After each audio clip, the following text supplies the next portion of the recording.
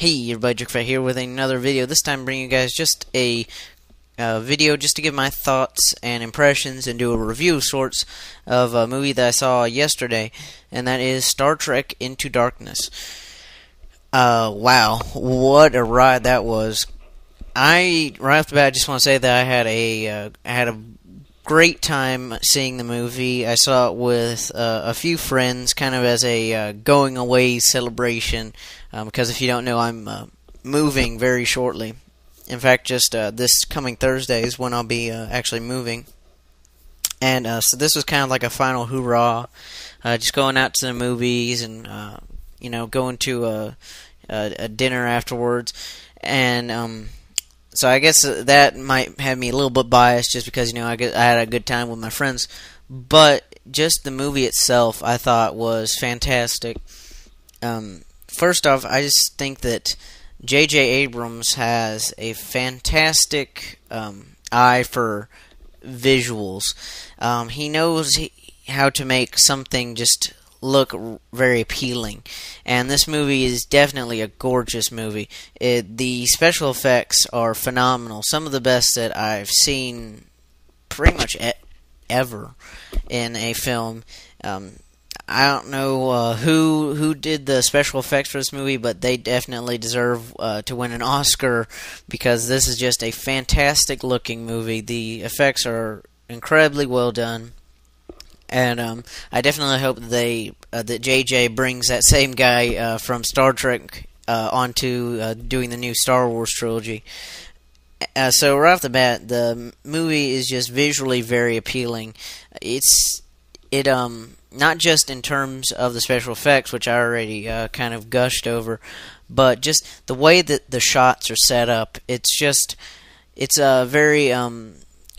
feels very right how the movie's set up. I know I'm kind of not making a whole lot of sense here, but it's hard to explain just how the shots are set up in a way that it just looks good.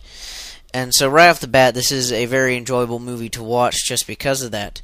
But also, I think that this movie has a very interesting story, interesting characters, and interesting plot development, and tons of action as well. So you get kind of a mystery mixed in with a lot of space sci-fi action, and it's just an incredible ride. Definitely a much better kickoff to the summer blockbuster season than Iron Man 3 was, in my opinion, because unlike Iron Man 3, we actually get to see a good amount of action in this movie. And I know that some longtime Star Trek fans have been kind of angered because of the new reboot or parallel J.J. Abrams Star Trek universe, because it doesn't really have as much kind of diplomacy and interactions as the original Star Trek show did, as pretty much all the Star Trek shows have had. But I'm not against that, really, and that's probably something to do because I was never a huge fan of the original Star Trek series. So I know some people are going to want to kill me for that, but no, I'm not a huge original series Star Trek fan. I much rather prefer Star Trek: The Next Generation to the original series, and I think that the new J.J. Abrams series has been a fresh new take on the classic Star Trek. It's done a great job, I think, of updating the characters, of bringing them into a more modern bring them to a more modern audience than what audience there was in the 60s. It's also made the characters and just the overall universe of the classic Star Trek, it's made it more mature, I think. It's made it more realistic, obviously, and more believable than what we saw in the 60s. But that a lot of that has to do with just innovation in terms of the technical field, in terms of what they can do now with movies, what they can do now with shows. So I am a fan of the new J.J. Abrams Star Trek movies. So I just wanted to say that going in, because some people going in, they were kind of shaky on the first Star Trek movie. They were like, okay, It's a nice sci-fi movie, but this isn't really Star Trek. And I can totally see where they're coming from with that. And it's actually now helping me better understand, going back to Iron Man 3, it's helping me better understand why some people enjoyed Iron Man 3 that just totally didn't have any knowledge of the comics, because it's a lot easier to enjoy something like this, like a reboot, a remake, or a new telling of a story, if you don't have so much prior knowledge of how it was originally done. And so I think that was a great benefit to me, to myself, going into this movie, because I had not been, huge gung-ho original series Star Trek fan. But I had watched several of the movies of the original series, including, of course, Wrath of Khan. And obviously this Star Trek movie borrows a lot from that movie. And that has angered some people, and it's also made some people have rather enjoyed it, and I'm on the side that I've rather enjoyed it. And then this is going to be a spoiler video, obviously. I should have already included a kind of a warning on the beginning of this video, but in case I haven't, there's going to get into some serious spoilers here soon. So, Khan. Not quite Ricardo Montalban. Not quite that Khan, but instead we have Benedict Cumberbatch from, of course, coming to fame in the BBC show Sherlock, who's really become a super popular actor in the past, maybe just a couple years now, with the BBC Sherlock. He's become immensely popular, and now this has landed him a role in Star Trek as what was originally, this has been the huge fiasco, kind of hyping up the movie, is like, is he playing Khan, is he not playing Khan? And they officially called him, they released official statement saying, his character's name is John Harrison. Which got people like, okay, not Khan? Or maybe he still is and stuff. Okay, so if you've seen the movie, and if you haven't, and you just don't care about spoilers, well, it turns out he actually is Khan. His John Harrison was just a false identity created by Starfleet when they awoke him from cryosleep to kind of use him to design weapons and new weapons technology for Starfleet. They kind of created that false identity for him because he'd actually been a genetically engineered human being that was him and his crew of another 72 like superhumans that they were kind of floating adrift in a spaceship in their cryosleep. And I think it's very interesting. I'm the kind of person that I just love seeing how things are different, how it affects the grand scheme of things if you just change one little detail. And this is essentially what the whole J.J. Abrams Star Trek series has been about, is just one thing was changed in the past of this Star Trek's universe when compared to Star Trek, the original series, and seeing how that's dramatically affected things. So, going back to the first one, the whole reason why Khan has been awoken much earlier than he was in the original Star Trek series, is because of the events of the first Star Trek movie, where we had Nero, I believe that's his name, Nero. He was a Romulan who was kind of transported through time, back in time, to the time before, it was before Kirk was even born. He was actually like right before that. And so the first movie they had to deal with Nero, and they had to defeat him, and but that pretty much changed. It altered events. It altered how Kirk would become captain of the Enterprise. It altered Kirk's initial relationship with Spock, with the whole crew, with everybody. Pretty much kind of turned everything on its heads in terms of the backstory of the Star Trek universe. So, because of that, because of Nero, and because he destroyed Vulcan, which was, in case the name doesn't already give away, the home planet of the Vulcans, that the Starfleet has been kind of bolstering their defenses, kind of researching into new weapons technology, and because of that new new interest in pursuing weapons technology, they were sending out exploration parties, and that one of those parties discovered the ship with Khan and his people on it prematurely to what was in the original Star Trek movies. And so we see Khan getting woken up early for the purpose of building weapons for Starfleet. And so I thought that was incredibly interesting. And again, this is just something that just interests me, so it might not be very appealing when I'm describing it, or might not be very appealing to other people when they watch the movie. But it's just seeing how one thing, Nero's presence in the Star Trek universe, how that one thing has just drastically changed things, and how it will continue to drastically change things. So Khan is awoken early, and actually I thought this was really cool. Peter Weller turns out to be kind of the main bad guy at first, and I thought that was great because Peter Weller is a fantastic actor, and it seems like he hasn't really been doing a whole lot lately, so I thought it was fantastic seeing him playing a main role in the movie. So I thought he was great. His character is interesting, seeing how he's kind of a warmongering Starfleet admiral, and how he pretty much uses the Enterprise to almost start a war with the Klingons, except for Kirk decides to go in and try and find Khan himself instead of just sending a torpedo and attacking the Klingon homeworld. So I thought that was very interesting. I thought the story overall was very interesting, seeing as how the characters are learning. It's pretty much a mystery, like who is this person that's doing these terrorist attacks? How do we find him? How do we stop him? And then we actually discover Khan. You learn that he's not just a rogue Starfleet officer. He was actually a genetically modified human, and who was pretty much getting blackmailed by Starfleet Command to build weapons. So it's very interesting, and here's where kind of the people get divided as to where the story goes from now, whether they like it or they don't.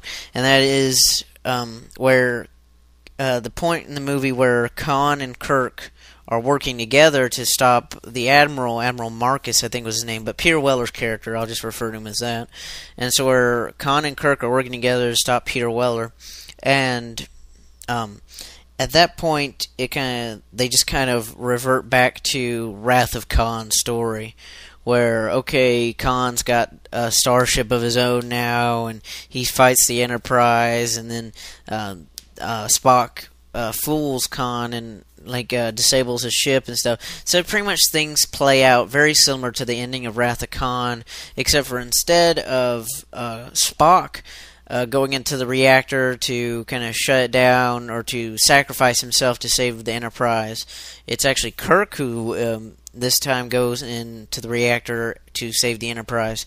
So very and again, I'm one of those people that I just love seeing how things are different when one thing has changed, and I think this role reversal of Kirk and Spock, I thought that was great. I really enjoyed that, seeing how the different characters would have reacted, and when Kirk does the sacrifice play, and when Spock does, and we do get a cameo by Leonard Nimoy as old Spock, and when younger Spock, Zachary Quinto Spock, contacts him, and I love that part of the movie where it's like, in your journeys, did you ever encounter a person who goes by the name of Khan? And just seeing that look on Spock's face of oh no, because Khan, as he said, is the greatest threat that the Enterprise ever faced. So it's kind of like the arch nemesis, almost, of the of Captain Kirk. And so just seeing how he tells him about it, and I love the line where it's after Kirk is sacrificing himself to save the Enterprise, where it's just you would have done the same if you had been in my place, and how we actually would have done the same thing, because obviously if you've seen Wrath of Khan, it's the exact opposite in terms of roles, and how I actually quite enjoyed how they used the same dialogue for the most part, almost word for word, as in Wrath of Khan, because it makes sense because these are still supposed to be the exact same characters. You're supposed to, I know they're not being played by the same actors, obviously, but these are supposed to be the exact same characters. New Kirk is supposed to be, the same personality-wise, at least, as Kirk from the original series. So why wouldn't he come up with the same lines as his counterpart in the parallel universe? So I thought that I actually quite enjoyed that. I know for a lot of people, or for diehard Star Trek original series fans, didn't like that, and I can totally understand why. And this is kind of giving me new perspective, like I said, on Iron Man 3, kind of going back to Iron Man 3, where I was a fan of the source material, and I was angry that they changed it. But and so I can see why, if you're a huge Kirk fan, or you're a huge Spock fan, how kind of this flip, the reversal of roles would have angered me. I can totally understand that, and I can totally see it. But my perspective, not being a huge original series Star Trek fan, and I've only seen a few of the movies and a few of the episodes, and so that's me going in.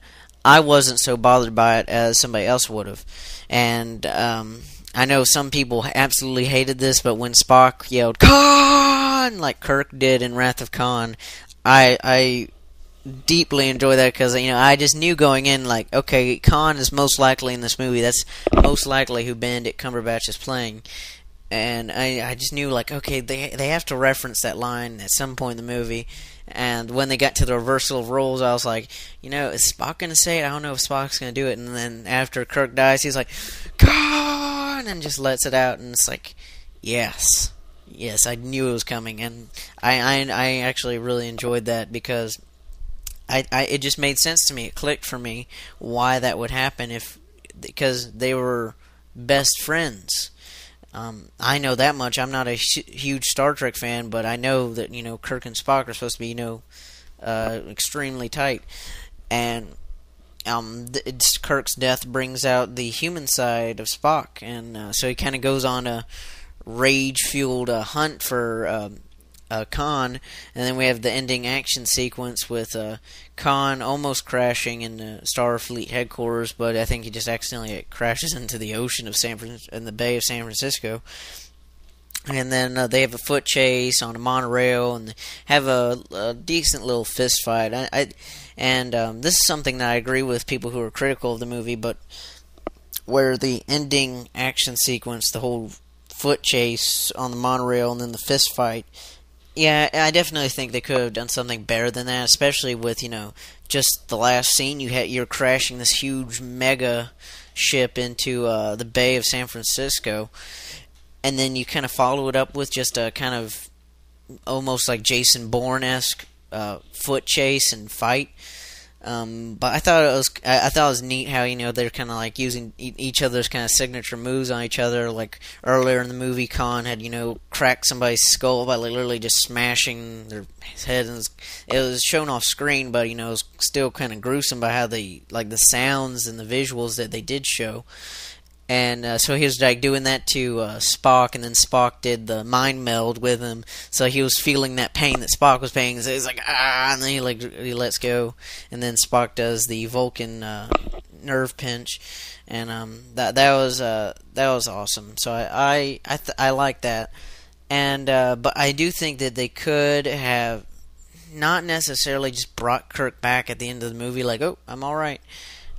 And that felt like a bit kind of cheap, because I actually would have enjoyed seeing it, because I love seeing how one little thing changes an entire universe of story. Like, what if Kirk had just remained dead? What if Spock were the new captain of the Enterprise? I think that would have been very interesting to see. But they did just bring Kirk back using Khan's blood, because apparently Khan is like Wolverine or something, just bring back from the dead or regenerate. So yeah, that I felt was a bit of a cop out. Like I think that if they had like some real artistic integrity and just stick with Kirk being dead, or at least like wait another movie to bring him back, like they did in the original Star Trek movies, where Spock, the whole next movie after that, or yeah, I think it was the next movie, The Search for Spock. How the whole movie, you're trying to find Spock. Is he alive or is he still dead? And so I think they could have done something like that with possibly that wherever the next Star Trek movie is going to come out. And also I think that how they just freeze Khan again, just throw him in the freezer again, so to speak. That just doesn't really seem very smart. It's like, okay, old Spock has told you this is like the most dangerous person you'll ever meet, and then you're just going to freeze him again so somebody can wake him up.